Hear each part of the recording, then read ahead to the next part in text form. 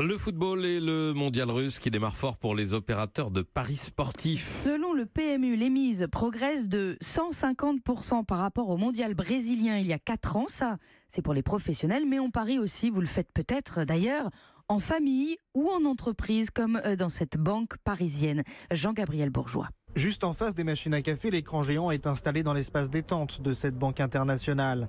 Le tableau des matchs est affiché pour permettre aux salariés de suivre les rencontres. Et pour ce mondial encore, c'est Franck qui organise les paris. 3e Coupe du Monde et 3e cagnotte pour lui.